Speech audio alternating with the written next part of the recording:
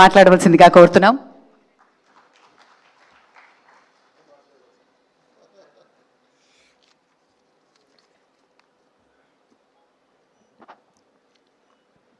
వేదిక మీద ఉన్న పెద్దలందరికీ, అదేవిధంగా ఈ కార్యక్రమానికి విచ్చేసిన ప్రతినిధులందరికీ పేరు పేరున నా హృదయపూర్వక నమస్కారాలు.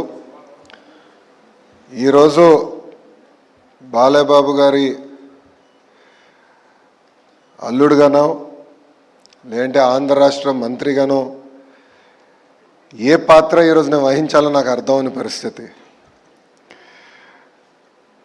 వాస్తవంగా చూస్తే ఒక చరిత్ర రాయాలన్నా, అది మళ్ళీ తిరిగి రాయాలన్నా అది కేవలం ఒక బాలయ్యబాబు గారితోనే సాధ్యం. మీ అందరికీ ఆయన బాలయ్యబాబు నా ఒక్కడికే ముద్దల మామయ్య. 50 సంవత్సరాలు సినిమా రంగంలో, అదేవిధంగా రాజకీయాల్లో కూడా ఒక ప్రత్యేక స్థానం సాధించుకున్న వ్యక్తి బాలయ్యబాబు గారు. ఒకసారి చూస్తే ఒక మాస్ మహారాజా అన్న పదాన్ని తిరిగి రాసిన వ్యక్తి మన బాలయ్యబాబు గారు. హీరోస్ అందరికీ ఫ్యాన్స్ ఉంటారు, కానీ మన మాస్ మహారాజాకి మటుకు డైహార్డ్ ఫ్యాన్స్ అనేవారు ఉంటారు.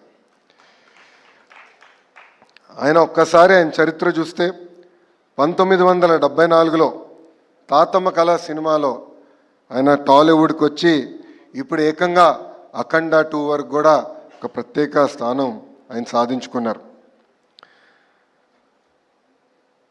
అందరికీ వయసు పెరుగుతుంది, కానీ బాలయ్యబాబు గారు మటుకు ఎప్పుడు ఒక యంగ్స్టర్గానే ఉంటారు. ఆయన సీక్రెట్ ఏంటో ఇప్పుడు కూడా నేను తెలుసుకోలేకపోతున్నా. ఆయనకున్నంత ఎనర్జీ మా తరంలో ఎవరికీ లేదు. 110 సినిమాలు, అంతేకాకుండా ఒక సినిమా 1000 రోజులు ఆడిందంటే అది కేవలం మన బాలయ్యబాబు గారికి ఆ బెరుడు తగ్గుతుంది. ఒకే జానర్ కాదు, మైథాలజీ కానీ, ఫోక్లోర్ కానివ్వండి, హిస్టారికల్ కానివ్వండి, devotional, socio fantasy, biopic, science fiction, ఏ పాత్ర వహించినా కూడా మన బాలయ్యబాబు గారు దానికి జస్టిస్ చేస్తాం జరిగింది. మనం ఒక్కసారి చూస్తే గౌతమిపుత్ర శాతకర్ణిలో మీసం మిలేస్తాం కానివ్వండి, లేదంటే ఒక సింహంలాగా అఖండాలో ఆయన గర్జిస్తాం కానివ్వండి, అది కేవలం ఒక బాలయ్యబాబు గారితోనే సాధ్యం. నా పాదయాత్రలో ఆయన డైలాగులు నేను చాలా వాడా. ఆ రోజు ఎందుకు వాడానంటే అక్కడ బాలయ్యబాబు గారు లేరు కనుక. కానీ ఈరోజు ఆయన ముందల ఆ డైలాగులు మళ్ళీ నేను వాడే పరిస్థితి ఉండదు. బాలయ్యబాబు గారు ఏంటంటే ఒక ప్రొడ్యూసర్ కానివ్వండి, ఒక డైరెక్టర్కి ఒక డ్రీమ్ యాక్టర్. ఆయన ఎప్పుడూ ఇండస్ట్రీ గురించే ఆలోచించే వ్యక్తి. కోవిడ్ వచ్చినప్పుడు కూడా ఏకంగా సినిమా రంగమే ఒక సంక్షోభంలో ఉంటే ఆయన స్టార్ట్ చేసిన సినిమా ఎన్ని ఇబ్బందులున్నా పూర్తి చేస్తాం కూడా ఆనాడు జరిగింది. అంతేకాకుండా ఇప్పుడు ఓటీటీ ఈరా కూడా చూస్తున్నాం. నాకు బ్రహ్మని చెప్పింది, ఒక టాక్ షో చేయాలనుకుంటున్నారు. నేను అప్పుడు అనుకున్నా, ఇది సాధ్యమా? మాస్ మహారాజా ఒక టాక్ షో చేయగలుగుతారా? అది సాధ్యమా అని అనుకున్నా.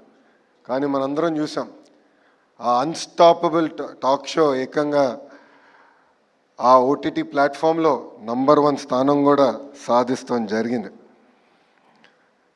బాలయ్యబాబు గారు ఒక బోలా శంకరుడు. మనసులో ఏమున్నా ముఖమైన సూటిగా చెప్పే వ్యక్తి, ఎప్పుడేమీ దాచుకోరు. అందుకే సినిమా ఇండస్ట్రీ మొత్తం ఆయనతో నిలబడుతుంది. బాలయ్యబాబు గారు జర్నీ చూస్తే ఒక స్ట్రైట్ లైన్ కాదు, అప్స్ ఉన్నాయి, డౌన్స్ ఉన్నాయి. కానీ ఆయన డౌన్ని ఎప్పుడు అప్ ఎట్లయితే ప్రవర్తిస్తారో అట్టనే తీసుకున్న వ్యక్తి మన బాలయ్య. 50 సంవత్సరాలు చాలా కష్టపడ్డారు. కొన్ని సంవత్సరాలు అయితే ఏకంగా 5 సినిమాల్లో కూడా యాక్ట్ చేసిన వ్యక్తి మన బాలయ్య. సో చరిత్ర రాయాలన్నా, తిరిగి రాయాలన్నా కేవలం మన బాలయ్యబాబు గారితోనే సాధ్యం. అంతేకాకుండా ఆయనలో ఉన్న హ్యూమనిజం కూడా నేను చెప్పాల్సిన అవసరం ఉంది.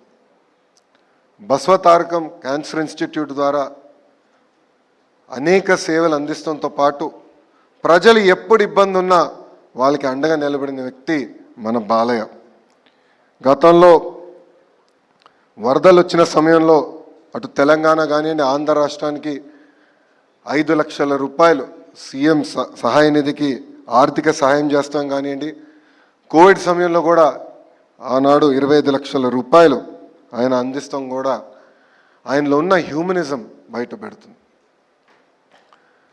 నిజంగానే ఇలాంటి వ్యక్తి సినిమా ఇండస్ట్రీలో లేరని నేను బలంగా భావిస్తున్నా.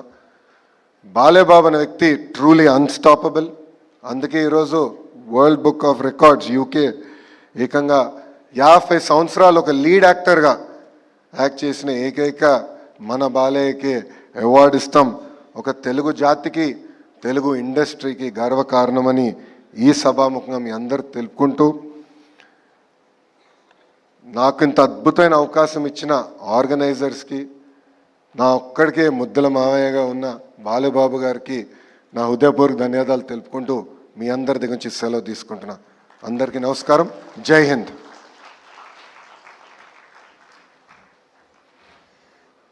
Thank you sir, thank you very much. మరి అలాగే ఈరోజు కార్యక్రమానికి ముఖ్య అతిథి, ఒక ఉద్యమం చేయాలన్నా, ఒక జనాల్లో ఒక ఇన్స్పిరేషన్ తేవాలన్నా తనకంటూ ఒక